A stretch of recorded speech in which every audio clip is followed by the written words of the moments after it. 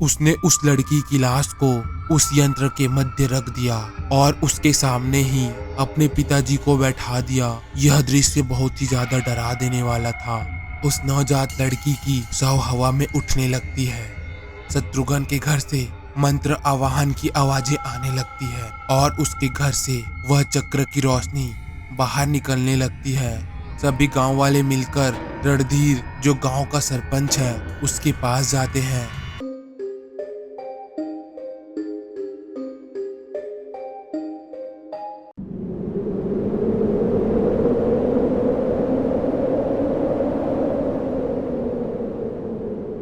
ये कहानी है सुदूर जंगल में बसे शिकारपुरा गांव की। शिकारपुरा गांव उत्तर पूर्व भारत के घने जंगलों के मध्य बसा हुआ था। शिकारपुरा गांव आबादी और क्षेत्र में तो बड़ा था, लेकिन वहां शिक्षित लोग ना के बराबर ही थे, क्योंकि गांव के दोनों ओर दो नदियां बहती थी, झेलम नदी और सप्तकर्णी नदी। इस कारण वहां शासन व शिक्षा का कोई भी साधन जा पाना असंभव के समान ही था। कुछ ही लोग अपने परिवार के किसी सदस्य को पढ़ने के लिए दूर शहर में भेज पाते थे। इसी कारण वहाँ शिक्षित लोग बहुत ही कम थे। इसी गांव में एक सरपंच था जिसका नाम था रणधीर। रणधीर के परिवार में उसकी इकलौती बेटी, उसकी पत्नी और उसकी माँ और पिताजी रहते थे। रणधीर अपने गांव शिकारपुरा का सरपंच होने के कारण गांव के सभी लोग उसका सम्मान करते, वह उसकी हर एक बात मानते थे।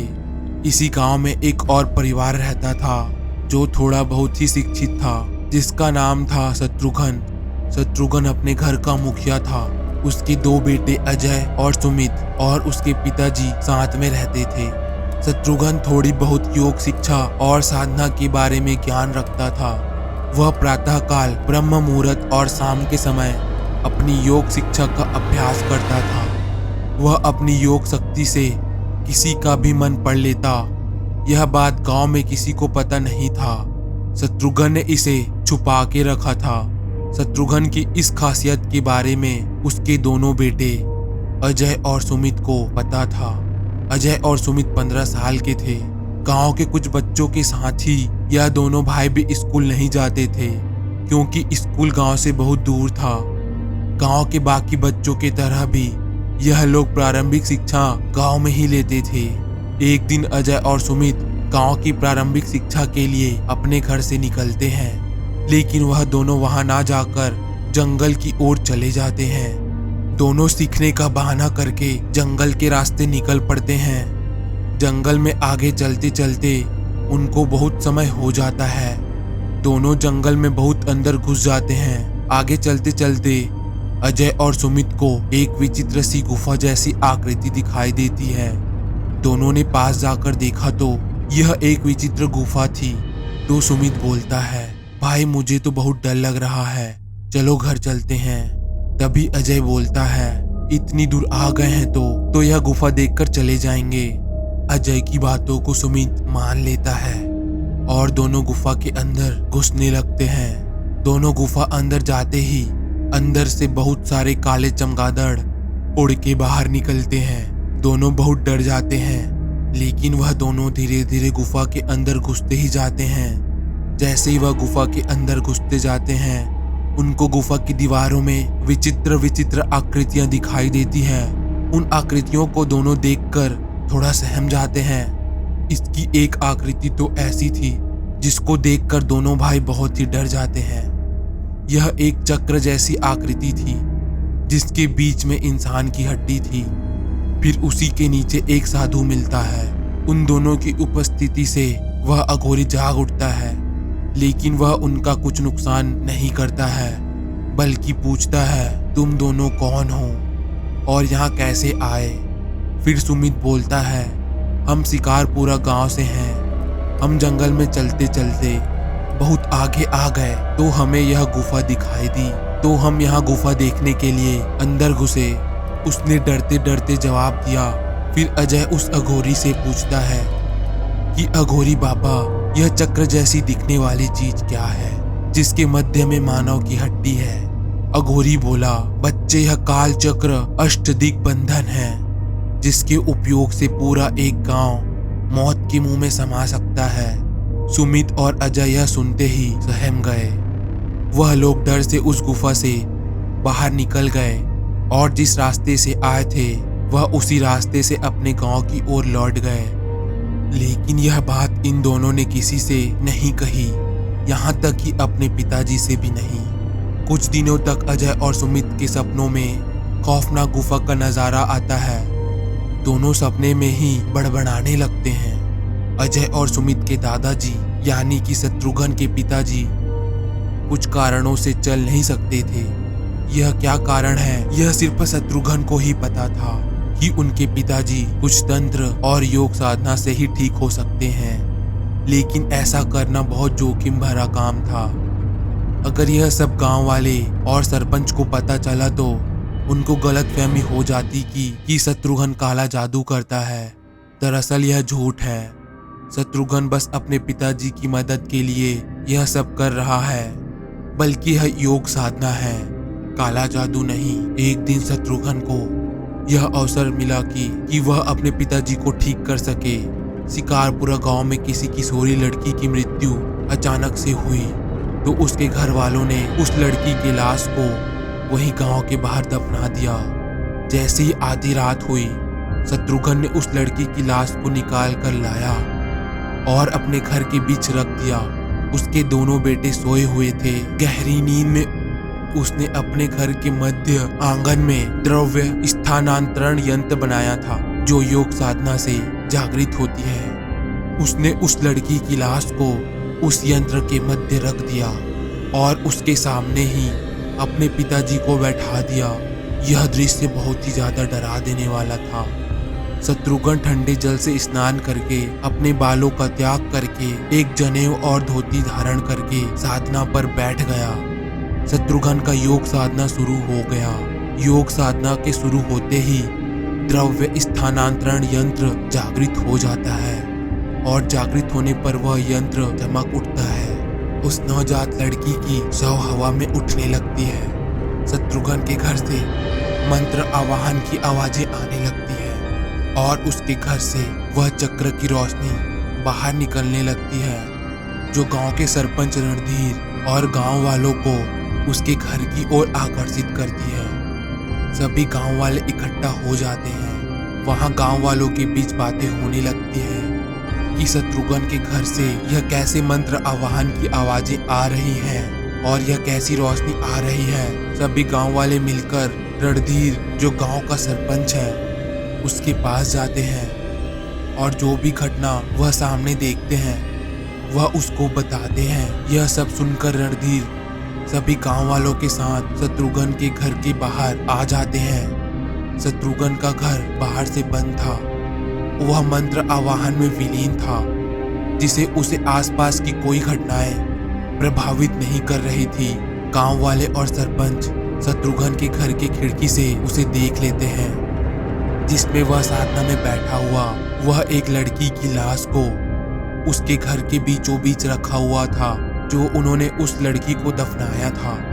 यह सब दृश्य बहुत ही विचित्र था, अनोखा था, लेकिन गांव वालों को यह लगा यह काला जादू है, यह टोटका है।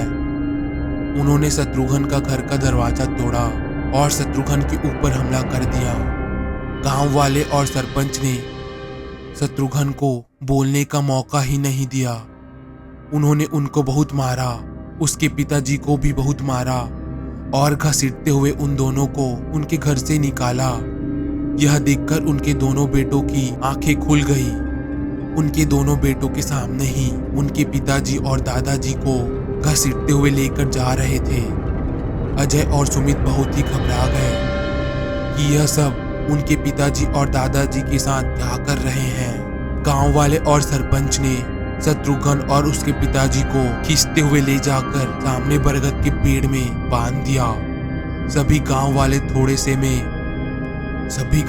बहुत गुस्से में थे और बहुत हल्ला कर रहे थे, लेकिन उन्होंने शत्रुघ्न और उसके पिताजी के ऊपर मिट्टी का तेल डाल दिया और बिना कुछ जाने पूछे ही उन दोनों को आग लगा दिया। शत्रुघ्न और उसके पिताजी जलने पर बहुत चीखने लगे। यह सब अजय और सुमित के सामने होने लगा। अजय और सुमित बहुत डर गए और अपने घर के अंदर जाकर छुप गए। सुबह होते ही अजय और सुमित बाहर निकले, लेकिन उनके पिताजी और दादाजी की लाश राख में बदल गई थी। वह बहुत चीख चीख कर रोने लगे और रोते रोते वह लोग जंगल में चले गए। एक जंगल में जाते ही उन्होंने वही एक डरावना गुफा देखा। अजय और सुमित गांव वालों और सरपंच से बहुत गुस्सा थे। वह लोग बदले की भावना में थे और गुफा दिखते ही उनके बदले के लिए उचित उपाय मिल गया और वह लोग सोचने लगे कि जिन लोगों ने मेरे दादाजी और पिताजी को बिना जाने पूछे ही जलाकर मार दिया, तो हम दोनों भी उस गांव को पूरी तरह से तबाह कर देंगे। यह बोलते ही दोनों गुफा के अंदर चले गए। उन्होंने दोनों अघोरी से काला जादू सीखना आरंभ कर दिया। दोनों रात में अघोरी के पास तंत्र विद्या सीखने जाते और दिन में विद्यालय जाते। अजय और सुमित विद्यालय में कुछ न कुछ बड़बड़ाते रहते, जो देखने में आश्चर्य लगता था और यह दर्शाता था कि दोनों ही तंत्र विद्या में कितने खो चुके हैं। लेकिन यह तंत्र विद्या कई विद्याओं का मंत्र था। अजय और सुमित की काली तंत्र विद्याएं पूर्ण हो चुकी थी। इसी दौरान शिकारपुरा गांव में खुशहाली का माहौल रहता है। लेकिन शिकारपुरा गांव के निवासियों को पता नहीं रहता कि उनकी खुशहाली का माहौल जल्द ही मातम में बदल जाएगा। मध्य रात्रि का समय होता है। सुमित और अजय अपने घर से बाहर निकलते हैं। गांव के मध्य चौराहे की ओर गांव वाले गहरी नींद में होते हैं। उनको पता नहीं रहता कि उनके गांव में क्या चल रहा है। सुमित और अजय उस स्थान पर गहरा गड्ढा खोदते हैं और काली मंत्र विद्या का आवाहन करते हुए काल चक्र अष्टदिग्बंधन यंत्र की स्थापना करते हैं। उनको पता रहता है यह काल चक्र अष्टदिग्बंधन यंत्र स्थापित करते ही गांव में अज्ञात तरह से सभी गांव वालों की धीरे धीरे मृत्यु हो जाएगी। यह सब स्थापित करके उस जगह को साधारण सा बना के वह लोग अपने घर आ जाते हैं। काल चक्र के स्थापित होते ही गांव के आसपास का माहौल काला पड़ जाता है। माहौल में ठंडकता आ जाती है और उदासी सा छा जाता है। कुत्ते बाहर रोने लगते हैं। जैसे ही गांव में सुबह होती है, गांव में साधारण सा माहौल रहता है। लेकिन एक आदमी जंगल में लकड़ी काटने जाता है और लकड़ी काटते काटते फावड़ा उसके सर पर लग जाता है। फिर उस जगह इसी समय पर उस आदमी की वही मृत्यु हो जाती है। यह सब दूर से खड़ा होकर एक आदमी देखता रहता है और दौड़कर उस आदमी के पास आता है, लेकिन तब तक वह आदमी मर गया रहता है। उस आदमी की आंख में देखते ही जो दूसरा आदमी होता है उसको कुछ होश आ जाता है। यह कुछ और नहीं, काल चक्र अष्टदिग्बंधन यंत्र का प्रभाव होता है, जिसमें किसी मृत आदमी की आंखों में देखते ही दूसरे आदमी को कुछ हो जाता है और वह भी कुछ घटना से उसकी मृत्यु हो जाती है। जिस आदमी ने मरे हुए आदमी के आंखों में देखा, वह थोड़ी दूर में चलते चलते गिर जाता है और वहीं से उसे एक सांप काट लेता है, जिससे उसकी मृत्यु हो जाती है। ऐसे ही गांव में मृत्यु का मातम छा जाता है। सभी लोग घबरा जाते हैं। लोग अपने घर से नहीं निकलते। रात होते ही रात का माहौल ठंडा पड़ जाता है और कालापन बढ़ जाता है। यह कालापन गांव वालों को खाने को दौड़ता है। ऐसे फिर सुमित और अजय उस यंत्र को और भी शक्तिशाली बनाने के लिए अर्धरात्रि को फिर से जाते हैं। लेकिन उस यंत्र को शक्तिशाली बनाते बनाते सुमित की जान वहीं पर चली जाती है, क्योंकि यह काली तंत्र विद्या थी जिस कारण से सुमित की जान चली गई। लेकिन सुमित एक खूंखार आत्मा में बदल जाता है और वह अजय के साथ होता है। गांव में एक के बाद एक मृत्यु असामान्य तरीके से होने लगती है, जिस कारण से सभी गांव वाले सरपंच के पास जाते हैं। सरपंच रणधीर इसका उपाय सोचने लगता है और उसके पिताजी ने एक साधु के बारे में बताया था। यह वही साधु था जिसे सुमित और अजय मिले थे। जी हाँ, यह वही अघोरी साधु है। सरपंच रणधीर अपने पिताजी के बताए हुए रास्ते से वही गुफा में पहुंच जाते हैं जहां अजय और सुमित पहुंचते हैं। सरपंच वहां पहुंचते ही वहां का विचित्र माहौल देखकर सहम जाता है। जैसे अजय और सुमित सहम गए थे, सरपंच गुफा में घुसता है और वही चित्र देखता है और सामने वह अघोरी बैठा रहता है। अघोरी सरपंच को देख लेता है। फिर सरपंच अघोरी को अपने गांव के बारे में बताता है। वह सब अघोरी को बता देता है। अघोरी सब बातें समझ जाता है और सरपंच को बताता है कि तुम्हारे गांव शिकारपुरा में काल चक्र अष्ट दिग्बंधन यंत्र का स्थापना किया गया है। यह स्थापना सुमित और अजय के द्वारा किया गया है। सरपंच सुमित और अजय का नाम सुनते चौंक गया और सरपंच बोलता है कि सुमित और अजय ऐसा क्यों करेंगे। तभी अघोरी बोलता है, तुम दोनों ने उसके पिताजी को बिना जाने और बिना कुछ पूछे ही जलाकर मार दिया। इस कारण से वह पूरे गांव वालों से बदला ले रहे हैं। उन्होंने मेरे से ही यह विद्या सीखी है, लेकिन यह नहीं बताया कि यह विद्या कहाँ इस्तेमाल करेंगे, जिस कारण से मैंने उनको सारी विद्याएं बता दी। इस विद्या का तोड़ बहुत ही कठिन है। अब तो और भी कठिन हो गया क्योंकि सुमित की जान चली गई है और वह खूंखार आत्मा में परिवर्तित हो चुका है। अघोरी उस चक्र का प्रभाव नष्ट करने के लिए तैयार हो जाता है। गांव में मां भद्रकाली का बहुत ही प्राचीन मंदिर होता है। अघोरी मां भद्रकाली के मंदिर में ही उस काल चक्र का तोड़ निकालने के लिए सरपंच को कहता है। तो सरपंच सारा इंतजाम करके रखता है। अमावस्या की रात होती है। रात बहुत ही घना अंधेरा होता है। अघोरी और कुछ गांव के लोग और सरपंच मां भद्रकाली के मंदिर में उपस्थित होते हैं।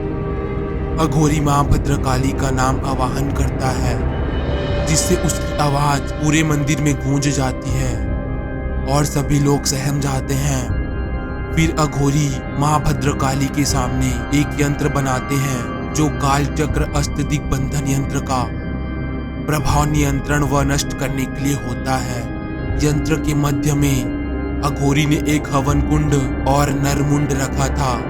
काल चक्र का प्रभाव नष्ट करने से पहले अघोरी सुमित की आत्मा को मंदिर में बुलाता है। सुमित की आत्मा का आवाहन करते ही मंदिर के चारों तरफ तेज हवाएं बढ़ने लगती है। कुत्ता रोने लगता है। आसपास का माहौल ठंडा पड़ जाता है। गांव वाले और सरपंच सहम जाते हैं। तभी सुमित की आत्मा वहां आ जाती है। सुमित की आत्मा को अघोरी ने एक पुतले में कैद करके उस पुतले को नष्ट कर दिया, जिससे सुमित की आत्मा मुक्त हो जाती है। वहीं पर अजय भी होता है। अजय के पास तांत्रिक शक्तियां होती है, लेकिन उसकी तांत्रिक शक्तियां मां भद्रकाली के पास काम नहीं करती। मां भद्रकाली के नेत्रों से चमकदार बिजली उत्पन्न होती है और अजय पर जा गिरती है, जिससे अजय की मृत्यु हो जाती है। अजय के मरने से काल चक्र अष्ट दिग्बंधन यंत्र का प्रभाव अचानक से बढ़ जाता है, जिससे गांव वाले एक एक करके मरने लगते हैं। इस चीज को देखते ही अघोरी अपना पूजा शुरू कर देता है और वह उस यंत्र के प्रभाव को नष्ट कर देता है, जिससे गांव वाले सुरक्षित हो जाते हैं। वहां गांव का माहौल पहले से बेहतर हो जाता है, लेकिन अघोरी वहां से चला जाता है, पर वह गुफा वैसा का वैसा ही रहता है। गुफाओं में उस यंत्र का लिखावट, नरमुंड और वहां का माहौल वैसा का वैसा ही रहता है। कहते हैं वह गुफा अभी भी वहां मौजूद है, लेकिन कोई भी उस गुफा के समीप जाने से डरते हैं, क्योंकि उस गुफा के आसपास का माहौल बहुत ही डरावना और विचित्र रहता है। अघोरी तो वहां से चले गए थे, लेकिन यह किसी को नहीं पता था कि शिकारपुरा गांव में फिर से कोई इस तंत्र विद्या का इस्तेमाल करे। तो दोस्तों, यह कहानी एक सच्ची घटना पर आधारित है। शिकारपुरा गांव तो लुप्त हो गया है, लेकिन किसको क्या पता कि यह धरती के किस कोने पर अभी भी स्थित हो। लेकिन कहते हैं कि वह गुफा अभी भी है। अगर आपको हमारी खौफनाक कहानी पसंद आई तो वीडियो को लाइक और सब्सक्राइब करना ना भूलें। और हाँ, अगर आप भी डर की दुनिया में खोना चाहते हैं तो बेल आइकन को दबाना ना भूलें, ताकि अगली बार जब कोई नई डरावनी कहानी आपके सामने आए तो आप सबसे पहले जान सकें। याद रखें, डर कभी भी आपको छोड़ता नहीं, वह हमेशा आपके पास होता है। अब क्या आप अगली बार भी हमारे साथ डर के सफर पर चलने के लिए तैयार हैं? फिर मिलेंगे अगली डरावनी कहानी में।